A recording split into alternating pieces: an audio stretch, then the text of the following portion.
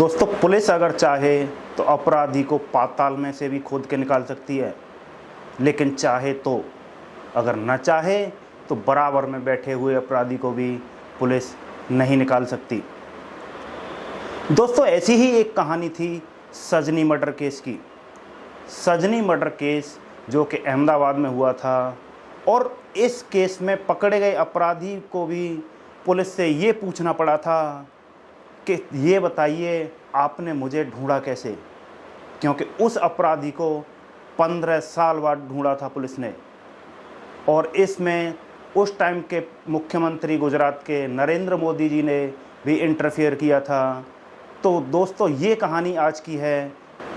आप हमारे वीडियो में लास्ट तक बने रहें, क्योंकि इस केस को सुनकर आप कहेंगे कि पुलिस अगर चाहे तो क्या नहीं कर सकती। नमस्कार दोस्तों, मैं हूं देव और आप देखना शुरू कर चुके हैं ट्रू क्राइम स्टोरी। दोस्तों, 14 फरवरी सन 2003 की बात है। ओके कृष्णन के फ़ोन पे एक फ़ोन आता है। उधर से आवाज़ होती है तरुण कुमार की। तरुण कुमार जो कि ओके कृष्णन के दामाद हैं, और उधर से वो रोते हुए कहते हैं कि हमारे घर पे आपकी बेटी की किसी ने हत्या कर दी है, और ये हत्या लूटपाट के उससे की गई है। हमारे घर में चोरी हो गई और आपकी बेटी की हत्या कर दी है। ओके कृष्णन ये सुनते ही तुरंत अपने दामाद के घर के लिए दौड़ पड़ते हैं, और वहाँ पर जाकर जो नज़ारा उन्हें दिखता है उसे देखकर उनकी आंखें चौंधिया जाती हैं। दोस्तों, वहाँ पर उनकी बेटी की लाश पड़ी थी और उसके गले में दुपट्टा बंधा हुआ था। थोड़ी दूर पर उनके दामाद दहाड़े मार मार कर रो रहे थे। दोस्तों, ये एक बीभत्स हत्याकांड था, लेकिन घर का सामान सारा बिखरा पड़ा था। प्रथम दृष्टया इसे देखने पर लग रहा था जैसे घर में लूटपाट की गई है।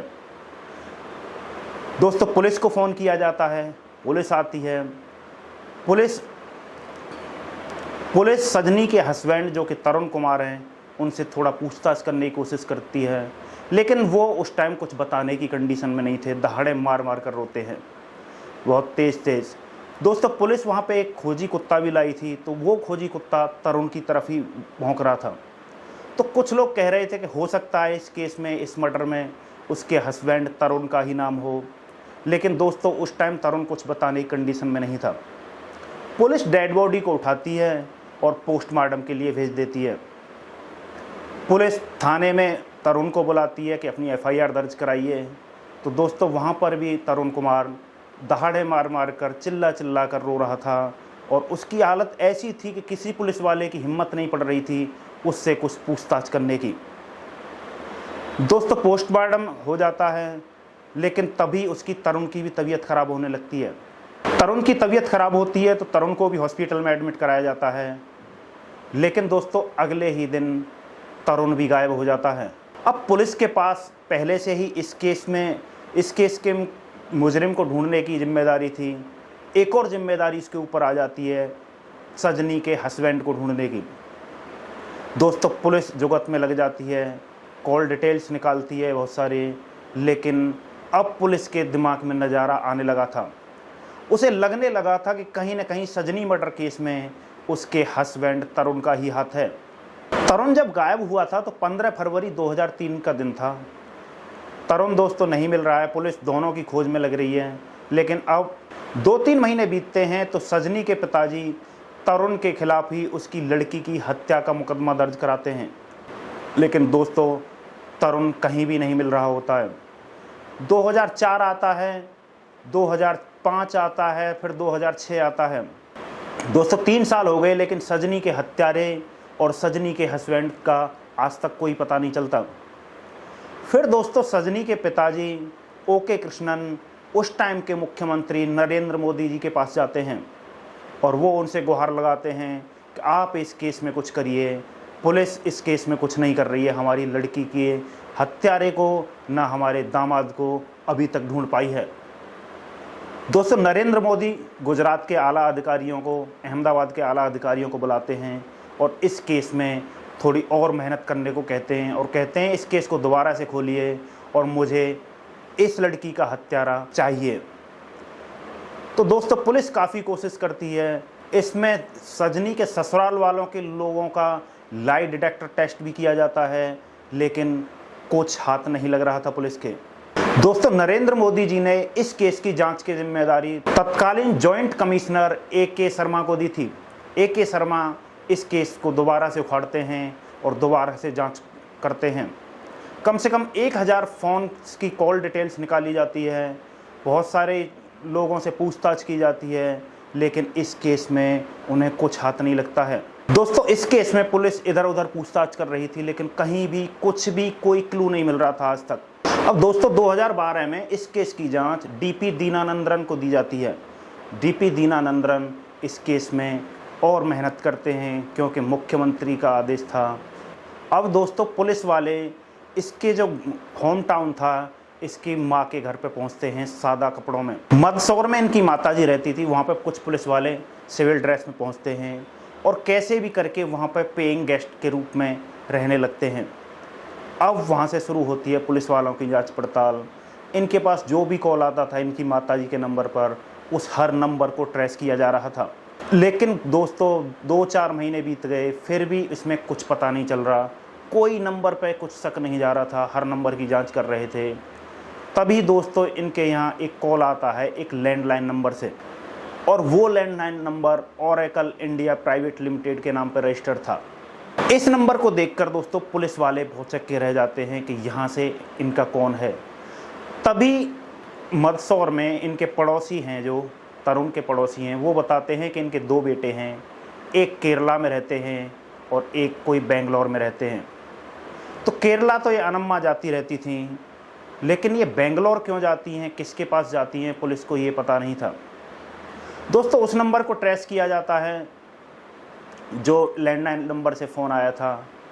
फिर ये ओरेकल इंडिया में पूछते हैं कि तरुण कुमार नाम का कोई बंदा वहाँ पे है। दोस्तों, वहाँ पे 35,000 एम्प्लॉय थे, उनमें से सबका डेटा निकाला जाता है, लेकिन वहाँ से भी इनके हाथ कुछ नहीं लगता, क्योंकि इस नाम का बंदा वहाँ पे कोई काम करता ही नहीं था।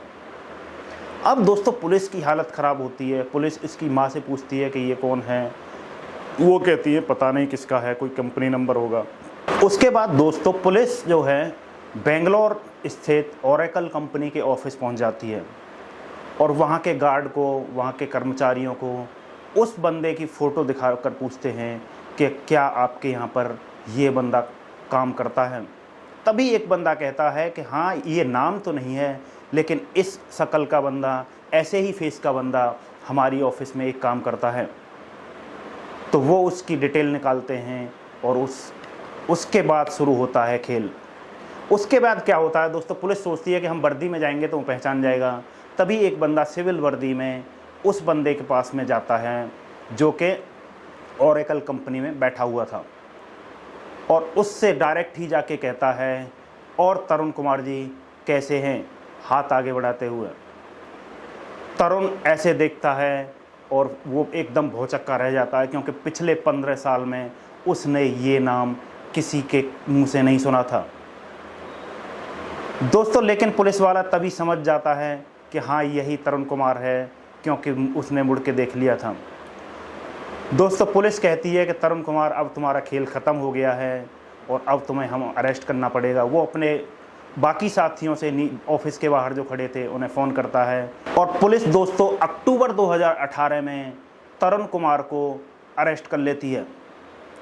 उसके बाद पुलिस उससे पूछताछ करती है कि आखिर क्या हुआ था उस घटना में, पूरी कहानी हमें विस्तार से बताइए। तब प्रवीण कुमार पूरी स्टोरी बताता है। प्रवीण कुमार बताता है कि मेरी शादी घर वालों के कहने पर सजनी से हुई थी, लेकिन हमारी कुछ ही दिन बाद लड़ाई झगड़े होने लगते हैं। हम दोनों में डेली झगड़े हो रहे थे। मेरी एक बाहर गर्लफ्रेंड थी, मुझसे बहुत प्यार करता था, लेकिन मैं अपनी बीवी से छुटकारा पाना चाहता था। दोस्तों, 2003 में वैलेंटाइन डे का दिन था। मैंने प्लान बनाया कि आज सजनी को इस रास्ते से हटा ही देता हूँ, क्योंकि उसने अपनी गर्लफ्रेंड से वादा किया था कि वैलेंटाइन डे को मैं आपको बहुत बड़ा गिफ्ट दूंगा, और तभी उसने अपनी बीवी को घर पर गला दबाकर उसके दुपट्टे से उसको मार दिया था, अपने घर का सामान फैला दिया था। और फिर कहानी शुरू होती है उसके 15 सालों की पूरा प्लानिंग की। दोस्तों, तरुण कुमार जो सजनी का हस्बैंड था, उसके बाद अपनी बीवी की हत्या करने के अगले दिन जो गायब हुआ था, अपनी गर्लफ्रेंड के पास जाता है। गर्लफ्रेंड से कहता है कि आज मैं अपनी बीवी का कत्ल कराया हूँ और ये मेरा तुम्हारे लिए वैलेंटाइन डे गिफ्ट है। दोस्तों, उसकी जो प्रेमिका थी वो उसे घर से धक्के मार कर निकाल देती है और कहती है कि जब तुम अपनी बीवी की हत्या कर सकते हो तो तुम्हारी मैं ही क्या लगती हूँ। कुछ टाइम बाद हो सकता है तुम्हारा मुझसे भी मन भर जाए तो तुम मुझे भी ऐसे ही मार दोगे। दोस्तों, तरुण कुमार को वहाँ से भगा दिया जाता है। फिर तरुण कुमार बेंगलोर में अपने एक दोस्त के पास जाता है। उस दोस्त का नाम था प्रवीण बतोले। दोस्तों, प्रवीण बतोले उसका जूनियर था। तरुण उसे बताता है कि प्रवीण, मुझे बिजनेस में बहुत बड़ा घाटा हो गया है, तो मुझे तुम्हारे कुछ दिन सपोर्ट की ज़रूरत रहेगी। दोस्तों, प्रवीण उसको जानता था कि मैं ये सीनियर है, वो उसको अपने घर पर रख लेता है। तरुण उसके पर्सनल लैपटॉप, पर्सनल सारी चीज़ों को उसके घर पे रहता है, यूज करने लगता है। धीरे धीरे इनकी दोस्ती थोड़ी गहरी होती जाती है, तो आपस में चीज़ों को यूज करने लगते हैं। यहीं दोस्तों तरुण का दिमाग काम करता है। तरुण प्रवीण के सारे डॉक्यूमेंट स्कैन कर लेता है, उसके सारे डॉक्यूमेंटों पे अपनी फ़ोटो लगा लेता है और वो प्रवीण बतोले खुद बन जाता है। दोस्तों, वो बाहर जो भी रह रहा था वो प्रवीण बतोले के नाम से ही रह रहा था। उसी आइडेंटिटी, उसकी पहचान हो गई थी। ऐसे ही करके कुछ टाइम गुजरता है। वो 2012 में बेंगलोर में आता है। बेंगलोर में उसकी मुलाकात निशा नाम की एक लड़की से होती है और निशा और ये आपस में काफ़ी गहरे दोस्त बन जाते हैं। तभी दोस्तों प्रवीण बतोले, जो कि असली में तरुण कुमार था, इसकी नौकरी ओरेकल इंडिया में 22 लाख रुपए के पैकेज पर लग जाती है और ये फिर निशा से शादी कर लेता है और प्रवीण बतोले के नाम पर ही बेंगलोर में रहने लगता है। उन्हीं फर्जी कागज़ों से ओरेकल इंडिया में ये जॉब पा लेता है। दोस्तों, इनकी ज़िंदगी बढ़िया चल रही थी और ये दोस्तों कभी घर पे फ़ोन नहीं करते हैं तो कहीं बाहर से करते थे। दोस्तों, तरुण ने अपनी वाइफ निशा को बता रखा था कि मेरे माँ बाप बचपन में ही एक्सीडेंट में ख़त्म हो गए थे। मतलब ऐसी कहानी बनाई थी इसने कि निशा भी इस पर भरोसा कर लेती है। लेकिन इसके माँ बाप जब बेंगलोर में आते थे तो ये उन्हें चाचा चाची बता रखे थे। निशा को बता रखा था कि ये मेरे चाचा चाची हैं और कुछ दिन वो रुक कर जाते थे। फिर वो निशा से शादी कर लेता है। निशा से 2 बच्चे भी हो जाते हैं उसके। लेकिन दोस्तों, जो 22 लाख रुपए कमाता था, आज वो जेल में नरक की ज़िंदगी जी रहा है। दोस्तों, पुलिस उसे अरेस्ट करती है। उसके बाद वो अपनी सारी कहानी ये पुलिस को बताता है। दोस्तों, इस केस की जांच को लेके बेशक इसमें 15 साल लगे पुलिस को, लेकिन आपको क्या लगता है पुलिस ने कुछ अच्छा काम किया था? दोस्तों, इतने पुराने केस में पुलिस हाथ खड़े कर देती है और फाइल बंद कर देती है, लेकिन पुलिस ने 15 साल बाद भी अपराधी को ढूंढ निकाला। आप इसमें पुलिस के लिए कमेंट में हमें बताएं कि उनके लिए एक सैल्यूट तो बनता है। दोस्तों, ऐसी ही क्राइम की स्टोरी के साथ हम मिलते हैं फिर से एक बार किसी और वीडियो में। तब तक के लिए नमस्कार, बाय बाय। अपना और अपनों का ख्याल रखें।